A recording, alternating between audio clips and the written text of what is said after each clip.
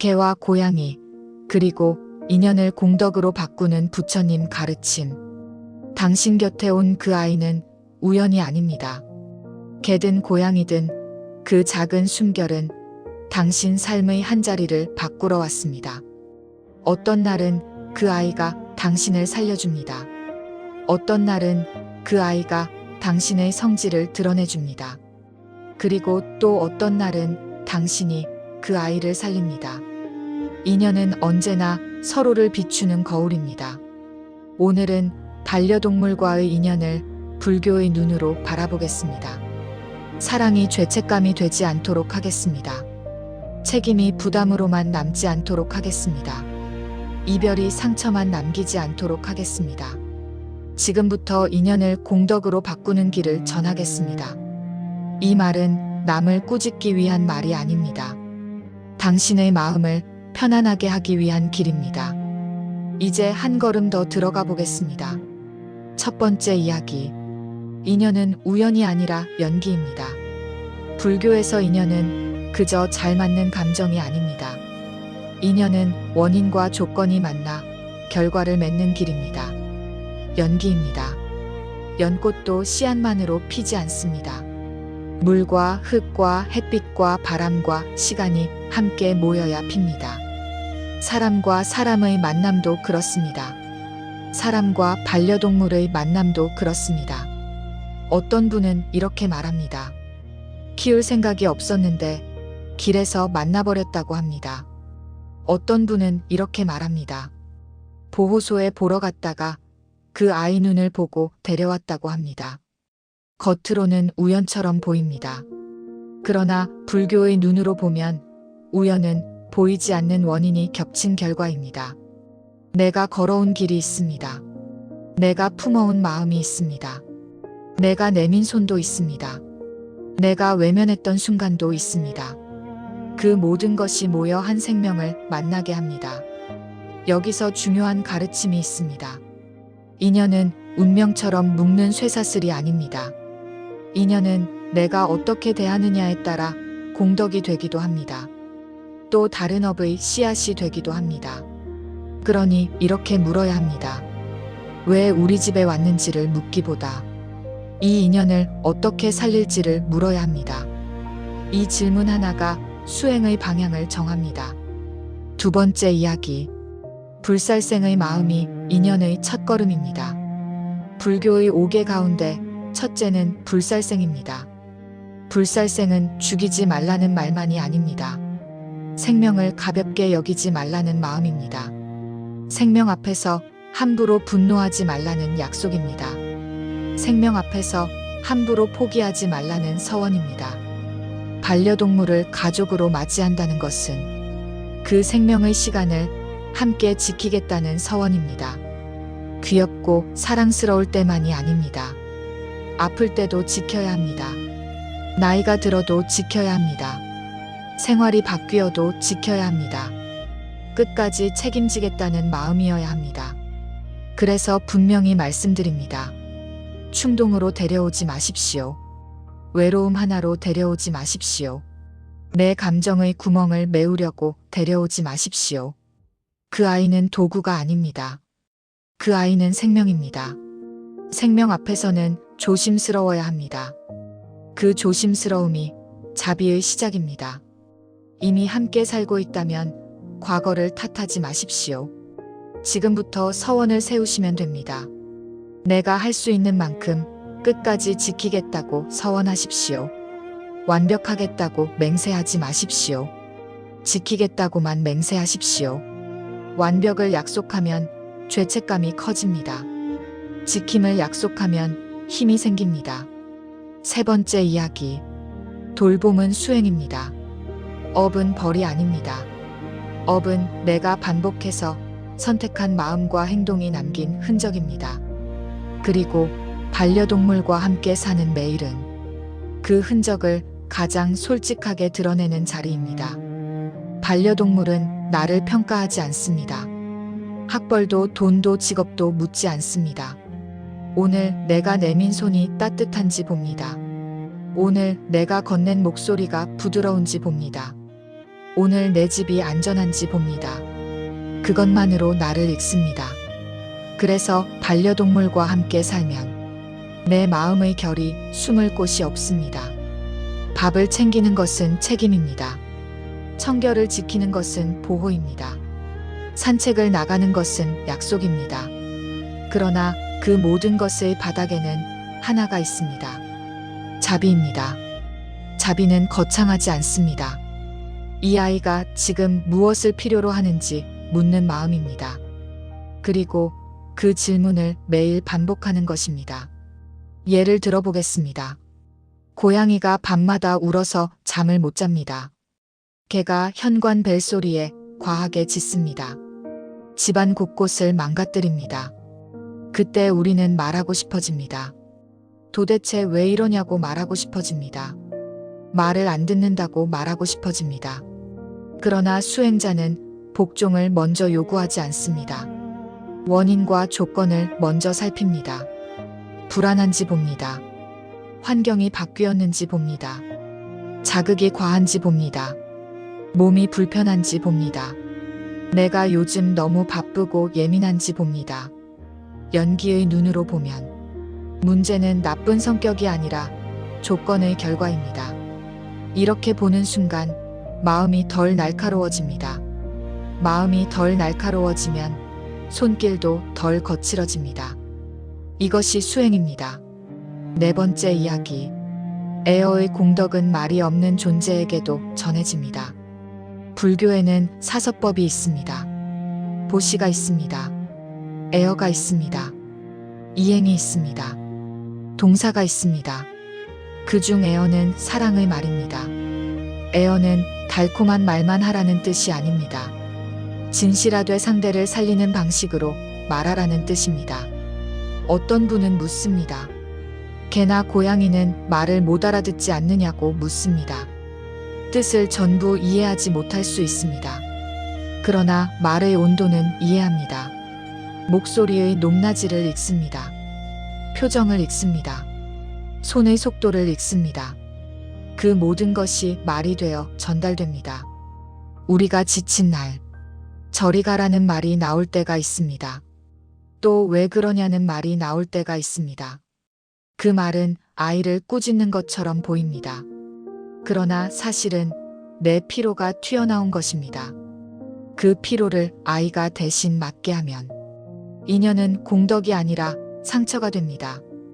에어는 특별한 문장이 아닙니다. 짧은 한마디면 충분합니다.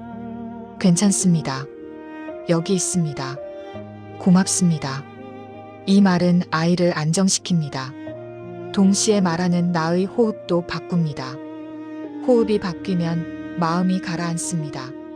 마음이 가라앉으면 세상이 덜 거칠게 보입니다. 에어는 결국 나를 살리는 말이기도 합니다. 여기서 하나 더 전합니다. 에어는 아이에게만 하는 것이 아닙니다. 아이를 통해 나 자신에게 하는 것입니다. 내가 나를 미워하면 목소리는 거칠어집니다. 내가 나를 다그치면 손길도 급해집니다. 그러니 내 마음의 속도를 먼저 낮추셔야 합니다. 오늘은 힘들었다고 말해 주십시오. 그래도 버텼다고 말해 주십시오. 이 한마디가 내 안의 칼을 눕힙니다. 다섯 번째 이야기. 고양이 인연은 기다림과 존중을 가르칩니다. 고양이는 가르칩니다. 사람이 마음대로 조종할 수 없는 존재를 어떻게 사랑해야 하는지 가르칩니다. 고양이는 다가오기도 합니다. 물러나기도 합니다. 그 거리를 존중하지 못하면 관계는 억지로 흐릅니다. 고양이와 함께 사는 수행은 기다림입니다. 내가 부르고 싶을 때 부르는 것이 아닙니다. 아이 마음이 열릴 때까지 기다리는 것입니다. 손을 뻗고 싶을 때 뻗는 것이 아닙니다. 아이의 신호를 읽는 것입니다. 고양이가 갑자기 숨거나 예민해질 때가 있습니다. 그때 우리는 단정하고 싶어집니다. 원래 그렇다고 말하고 싶어집니다. 그러나 수행자는 단정하지 않습니다. 무슨 일이 있었는지를 먼저 살핍니다.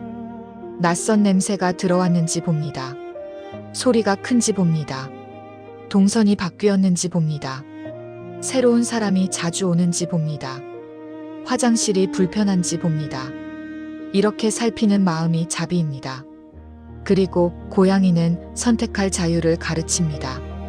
안기고 싶을 때만 안깁니다.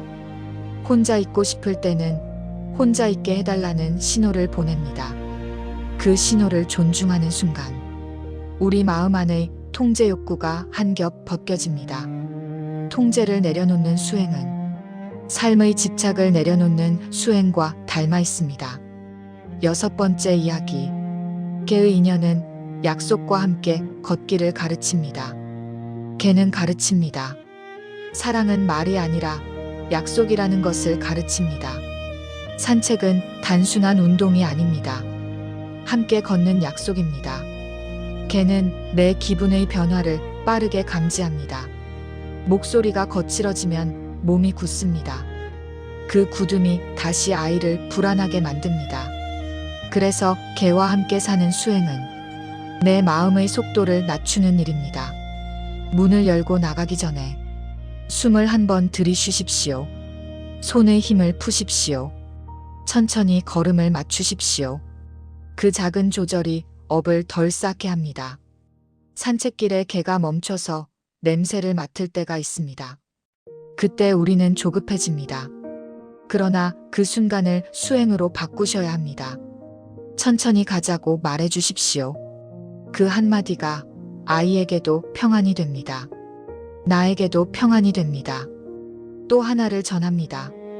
개는 용서를 가르칩니다. 우리가 실수해도 오래 붙잡지 않습니다. 잠깐 삐쳤다가도 다시 다가와 꼬리를 흔듭니다. 그 모습은 수행자에게 묻습니다. 왜 과거의 한 장면을 붙잡고 자신을 괴롭히느냐고 묻습니다. 그러니 이렇게 하십시오. 잘못했으면 고치십시오. 고쳤으면 놓으십시오. 이것이 중도의 길입니다. 7번째 이야기. 집 밖의 생명에게도 보살행을 이어가야 합니다. 반려동물 인연은 집 안에서만 끝나지 않습니다. 집 밖에도 생명이 있습니다. 길고양이가 있습니다. 유기된 개가 있습니다. 보호소의 작은 눈들이 있습니다. 보살행은 멀리 있지 않습니다. 물 한 그릇을 내미는 마음입니다. 추운 날 비를 피할 곳을 마련하는 마음입니다. 그 마음이 보살행의 시작입니다. 그러나 여기에서도 단정하지 마십시오. 감정만으로 무리하게 개입하면 오히려 아이가 더 위험해질 수 있습니다. 그러니 보살행은 뜨거움만으로 하지 마십시오. 지혜와 함께 하셔야 합니다. 가능한 범위에서 하십시오. 지속할 수 있는 방식으로 하십시오. 주변과 협력하며 조용히 돕는 길을 택하십시오. 공덕은 크기가 아니라 지속에서 자랍니다. 또 하나를 전합니다. 돕는 마음이 생겼다고 해서 나만 옳다고 여기지 마십시오. 각자의 처지와 업이 다릅니다. 비난하지 마십시오. 서로를 북돋아 주십시오. 자비는 경쟁이 아닙니다. 자비는 함께 밝히는 등불입니다. 8번째 이야기. 사랑과 집착의 경계를 분명히 하셔야 합니다. 반려동물을 사랑한다는 말 속에는 때때로 집착이 숨어듭니다. 내 곁에만 있어야 한다고 생각합니다. 내가 없으면 못 살아야 한다고 생각합니다. 이 마음은 사랑처럼 보입니다. 그러나 사실은 내 불안을 달래기 위한 통제일 수 있습니다. 불교에서 집착은 괴로움의 뿌리입니다. 집착은 나도 괴롭게 합니다. 상대도 괴롭게 합니다. 반려동물에게도 마찬가지입니다. 성향을 무시한 과한 스킨십이 있습니다. 불안을 부추기는 과도한 관심이 있습니다. 내 감정이 요동칠 때마다 끌어안는 습관이 있습니다. 이런 것이 쌓이면 아이는 숨을 곳이 없어집니다. 그러니 이렇게 하셔야 합니다. 사랑하되 숨 쉴 공간을 주십시오. 붙잡지 말고 함께 있으십시오. 내가 원하는 모습이 아니라 그 아이의 결을 인정하십시오. 그 순간 사랑은 집착을 벗고 자비로 바뀝니다. 9번째 이야기.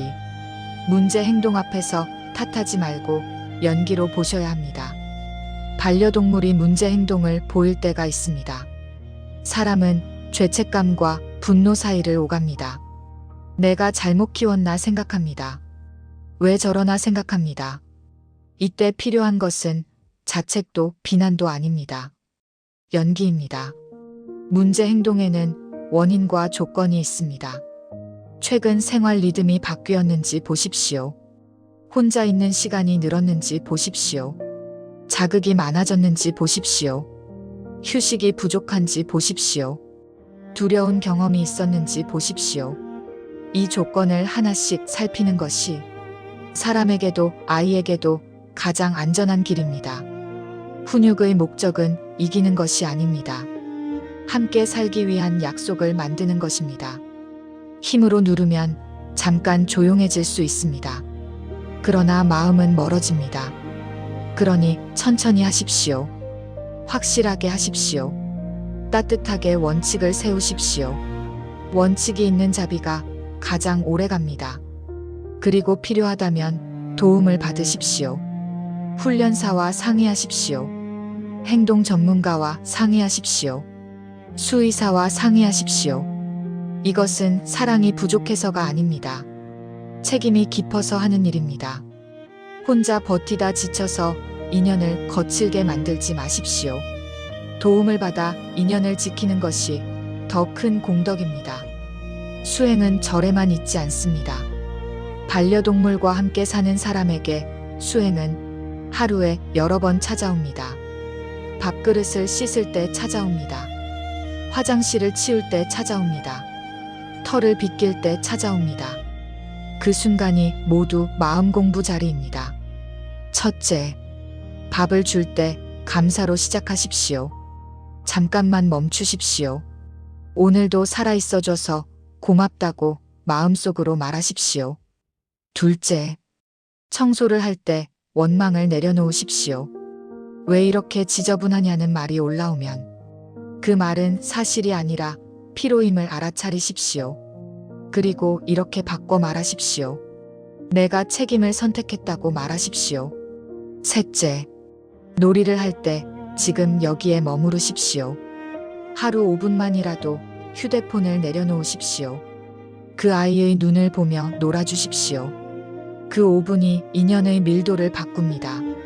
넷째, 병원에 갈 때 두려움과 함께 걷는 법을 배우십시오. 보호자는 먼저 호흡을 고르십시오. 목소리를 낮추십시오. 괜찮다고 말해주십시오. 내가 여기 있다고 말해주십시오. 의학을 대신하라는 뜻이 아닙니다. 마음의 안정이 함께하라는 뜻입니다. 반려동물은 집안의 분위기를 바꿉니다. 특히 아이가 있는 집이라면 반려동물은 자비를 배우는 교과서가 됩니다. 아이에게 가르치십시오. 생명은 장난감이 아니라고 가르치십시오. 만지고 싶다고 마음대로 하면 안 된다고 가르치십시오. 지켜야 하는 약속이 있다고 가르치십시오.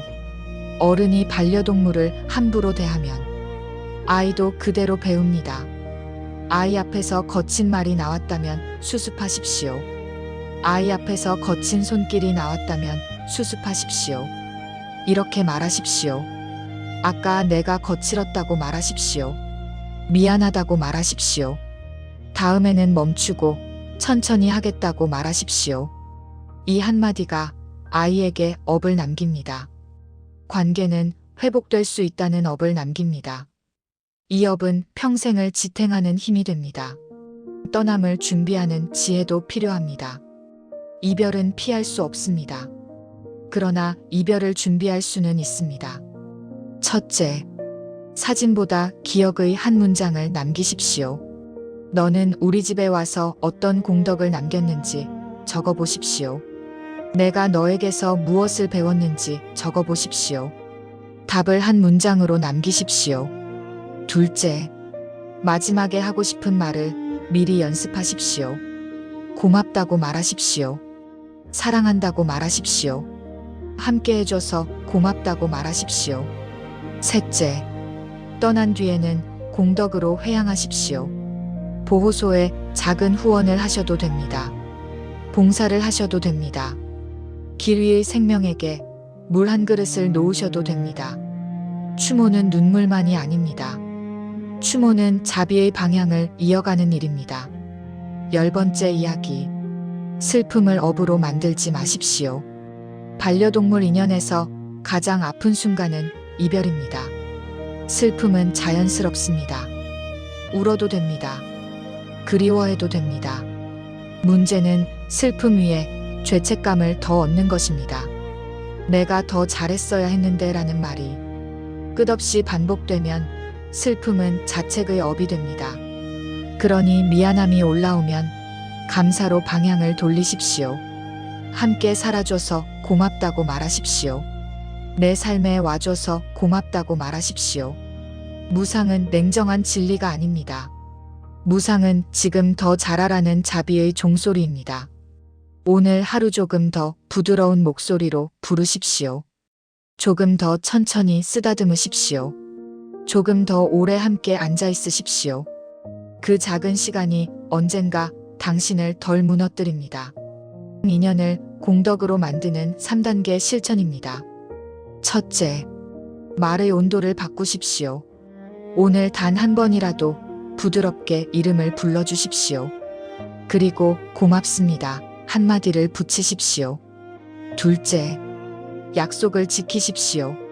산책이든 놀이든 작은 약속 하나면 충분합니다. 약속이 쌓이면 관계가 편안해집니다.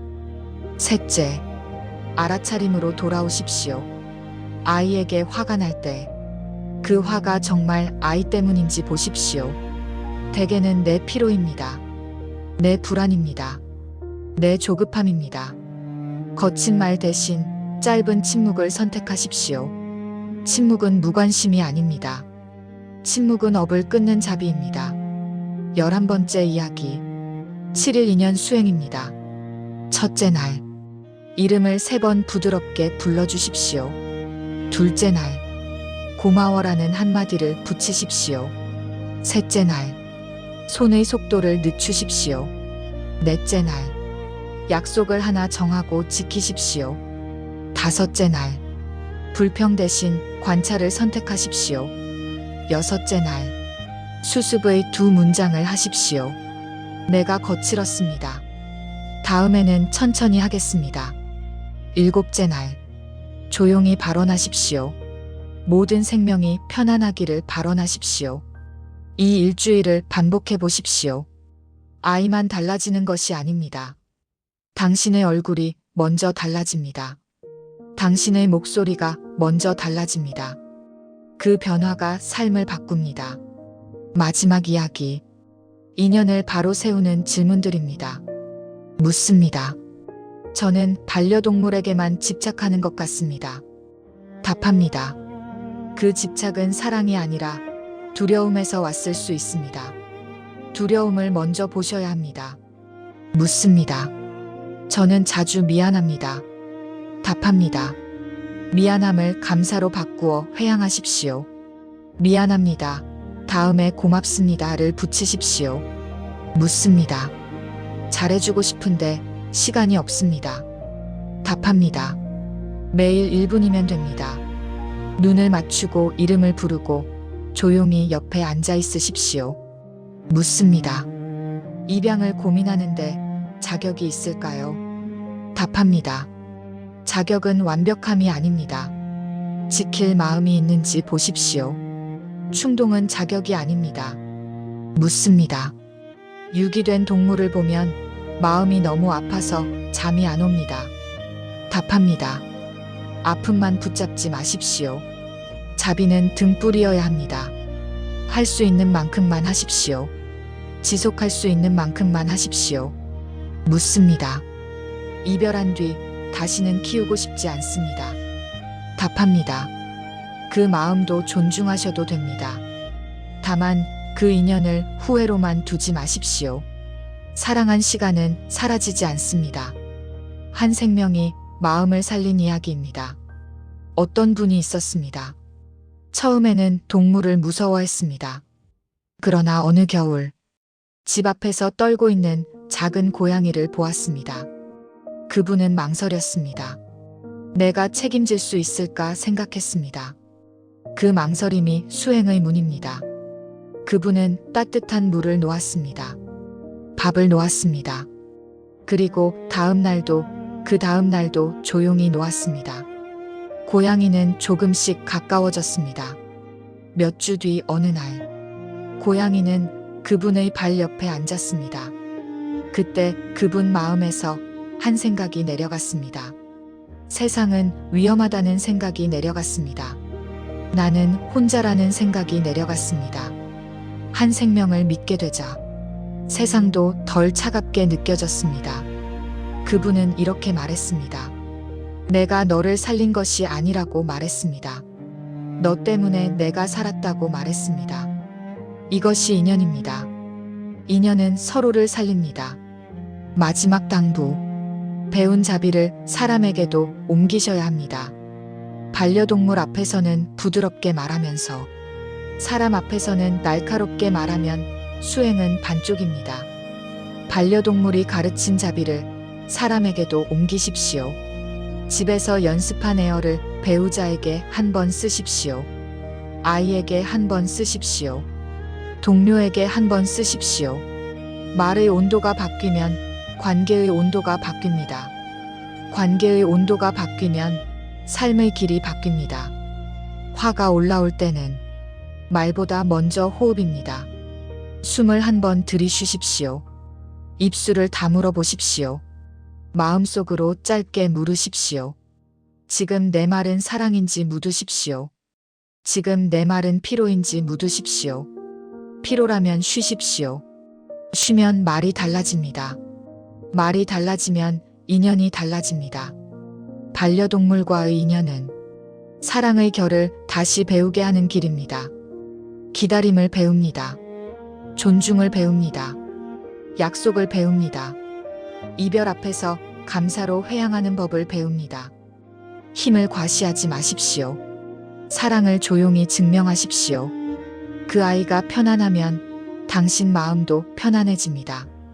그 아이가 안전하면 당신 삶도 덜 흔들립니다. 인연은 그렇게 서로를 살립니다. 회양의 기도. 지금 이 인연이 공덕이 되게 하소서. 제 손이 거칠어지지 않게 하소서. 제 목소리가 날카로워지지 않게 하소서. 제가 지키는 작은 약속들이 한 생명을 편안하게 하게 하소서. 집안의 작은 생명뿐 아니라 길 위의 모든 생명에게도 따뜻한 마음을 잃지 않게 하소서. 언젠가 이별이 오더라도 슬픔을 자책으로 만들지 않게 하소서. 감사로 회양하게 하소서. 이 공덕을 모든 생명에게 회양합니다. 오늘 한 생명에게 더 부드러워지십시오. 그 한 걸음이 당신 삶을 밝힙니다. 오늘 영상이 마음에 남았다면 댓글에 고마워 한마디만 남겨주셔도 됩니다. 반려동물이 있다면 아이의 별명 한 글자만 적어주셔도 됩니다. 그리고 이번 주에 실천할 약속 하나를 남겨주십시오. 하루 5분 눈 맞추기 같은 약속이면 충분합니다. 마지막으로 함께 적어주십시오. 관세음보살. 그 마음을 모아 모든 인연이 편안하기를 기도하겠습니다. 나무 아미타불. 나무 관세음보살.